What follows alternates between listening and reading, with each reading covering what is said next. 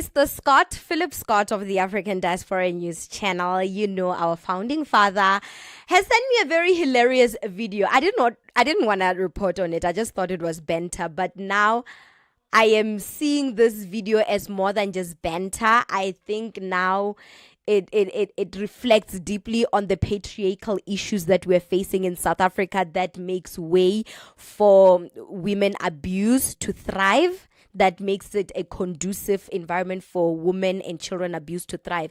Anyway, so Mr. Scott sent me a video of a man called Pakelom Takati. He's one of the leaders of March and March. I think you've seen him. He's the one that gave us the deadline for 30th of June for all African migrants to leave the country.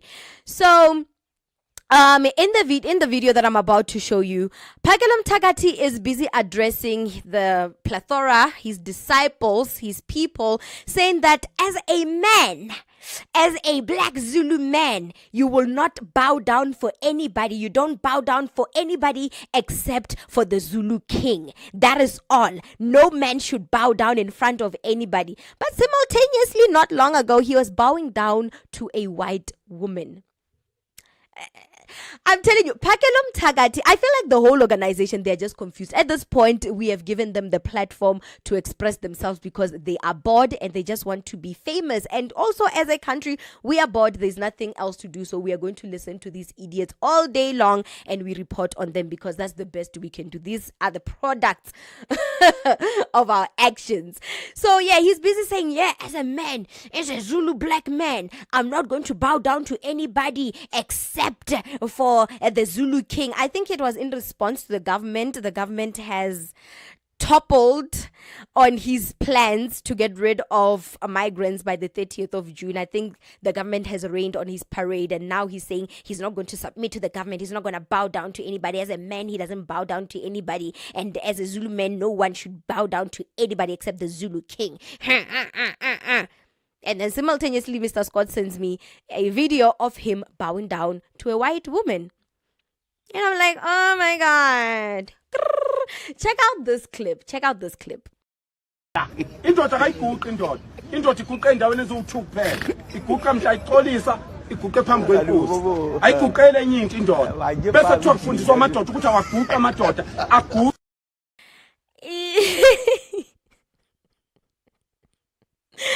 Oh my God, I just have to laugh at that before no, he's all talk, no bite. Literally, he's a walking contradiction. Bowing down to a white woman for what? What was the reason? What was the reason? And simultaneously, there's a video that came in my head. When I saw that video, this video that Mr. Scott sent me, there's a video that came to mind where he literally spoke very rudely, very violently, very humiliating to a black woman. So again, he was addressing a plethora of people there, feeling himself, and he even called himself a king, by the way. He said that as a Zulu king, no woman should look at me in the eye when I'm addressing them. The women must kneel down to me when I speak to them and not look me in the eye as a sign of respect. And then there was a woman in the crowd that just said, no, excuse me. First of all, you're not a king. You're not a king. You're not a chief. You're not part of any royal family. I'm not bowing down to you, you know? So the woman reacted like, no. Guess what this man did? Guess what Pakelom Takati did? Literally humiliated the woman in front of his disciples, called out the woman, told the woman to stand on her feet and leave. There's no place for a woman like her that does not have a man. It shows that you have no man in your life. You're not raised right. You're not raised by a male figure. You had no father, because if you had male people in your life, male figures in your life, then you'll know what it takes to respect a man. You will know how to respect a man. I was gobsmacked. Family, I was like, what? Check out this video.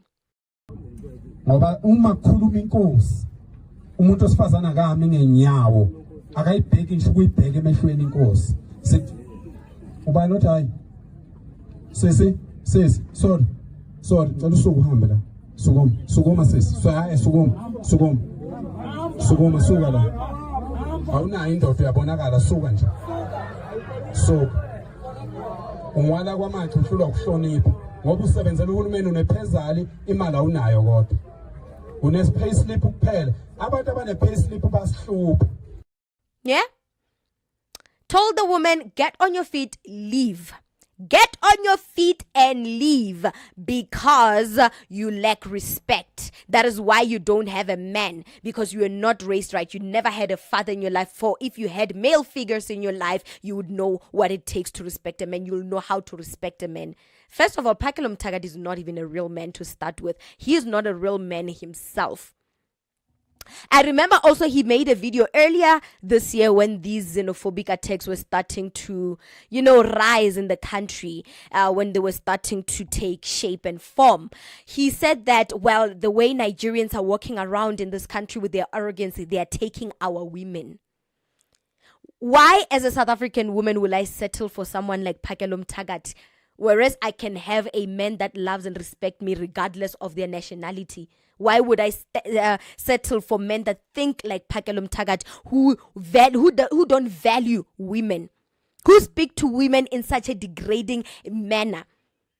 And not just women, black women, turns around and bows down to white women. What is that? Is this something that we should respect? The double standards? A man that does not stand by his word? Is this the kind of man that South African women should settle for and leave the ones that can love and respect them regardless of their nationality? He does not respect women.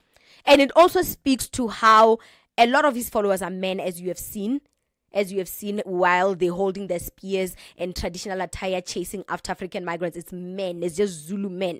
It just speaks to how they view women, black women in general. They don't take us for anything. They don't respect us. They don't value us. They don't see us as their equals. We are subjected to patriarchism, wrapped in the silk, wrapped in the clothing of dealing with immigration. Wrapped in the clothing of immigration crisis, if I should put it like that. This is patriarchism 101. There's not everything that they've been doing lately has nothing to do with African migrants. It's how they see women in general. Black women, need I add. And this is a breeding ground for the violence against women and children in the country. It starts off in this manner. I'm not saying he beats women. I'm not saying that.